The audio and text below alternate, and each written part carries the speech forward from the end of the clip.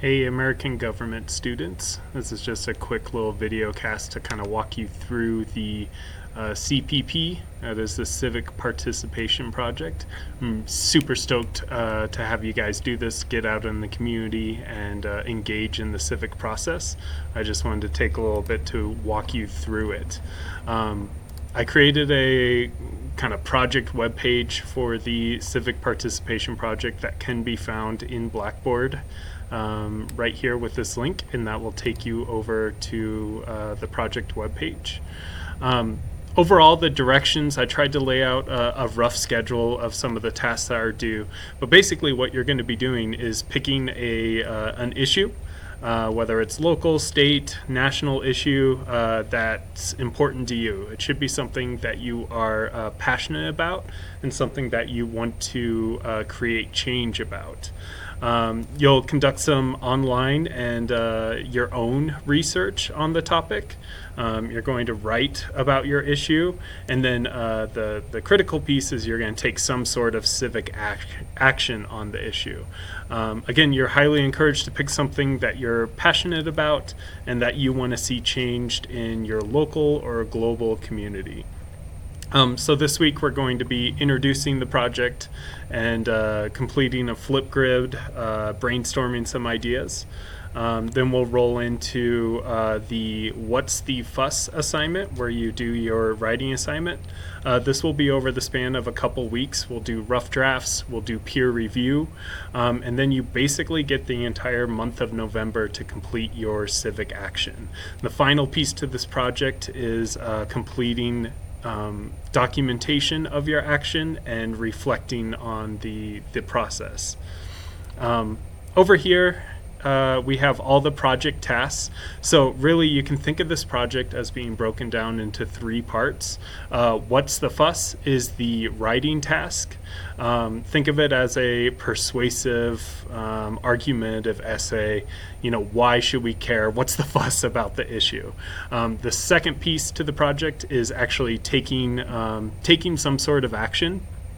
And then the third piece to the project is reflecting on that process. So first, to start out, what's the fuss? Again, this will be drawn out over the next couple of weeks. This is where you write about the issue. There's several steps. The entire, all the questions about the what's the fuss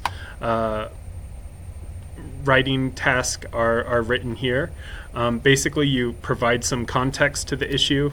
Who would be interested in this issue? Who are the stakeholders that are interested? And then, like, what's the history of this issue? So think of this as like the research into your issue. You can take a look at some interest groups, newspaper articles, other outside research and data that you've collected. Part two is your buy-in. Why does this issue matter to you? And like really, what's the persuasion to convince your audience that this is an important issue? Part three is critical that you go out and actually do some research on your own on the issue. So collecting some data. This could be a public opinion poll, going out into the community and asking community members their thoughts on the issue, or other sorts of data collection means that you can do to kind of show what the community, what other people are thinking about your particular issue. And then part four is what's your plan of action. So what are you actually, who are you going to contact, or what are you going to do? How are you going to actually make change on this issue? So that's all kind of in a written form.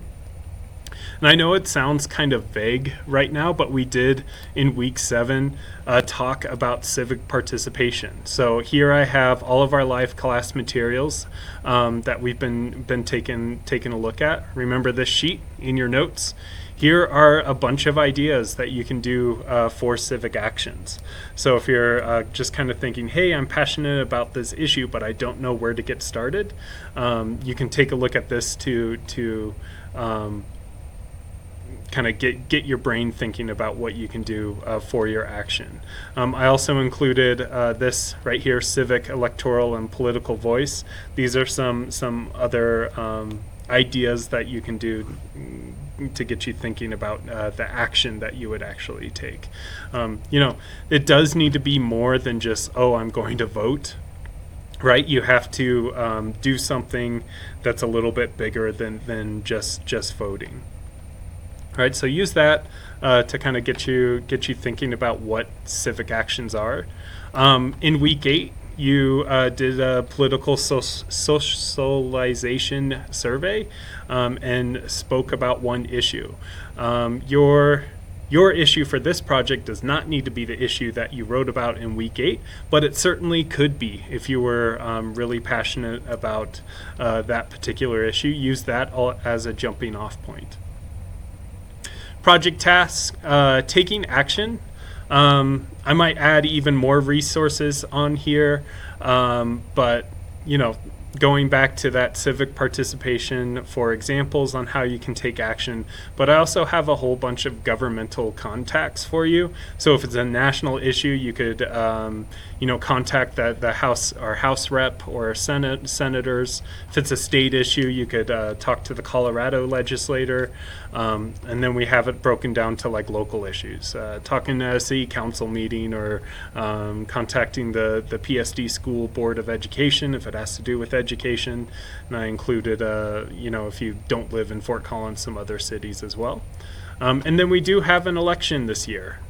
So you could take a look at some of the ballot initiatives and take civic action that has to do with the election.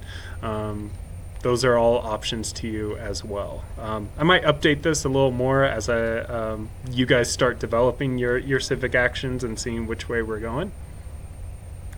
The last piece, after you take your action, is reflecting on how successful it was. Take a look at the grading rubric. Okay. Your first task this first week while we're introducing is just kind of brainstorming some ideas on a flip grid. So think of it as a discussion board post. What's kind of your idea and how will you make change? And then watching some other people and commenting on that. Your what's the fuss paper. All the grading criteria are right here. And then the action and reflection is broken down in here. So really spend some time, what are you going to be graded on? I know this is a lot of information all at once, but really break it down. It's only, it really is only doing 3 things. It's, posting in the flip grid and kind of writing the paper, actually doing something, so taking action, and then the reflective process. Some key things to remember is when you are taking your action, make sure you're documenting it. So taking pictures of what you're doing or videos, collecting pamphlets or meeting agendas, or if you're writing to a representative, if you get a response back, including that. So you need lots of evidence of your action. It has to be very, very clear to me that you actually did something, and then that evidence will come into your reflection presentation. Now these aren't going to be super formal presentations in front of the class, but I am going to ask you guys to maybe record a voiceover similar to how I'm doing right now, of you reflecting on what went well and what didn't. There'll be more info in the reflecting piece kind of as we get going, but for now I would say probably just jump into the grading rubric, take a look at what's being asked of you, and get started on the flip grid assignment. I'm really excited about you guys getting out in the community and taking some of the things that you're passionate about outside of the classroom and actually creating change in the world. So I'm super excited for this.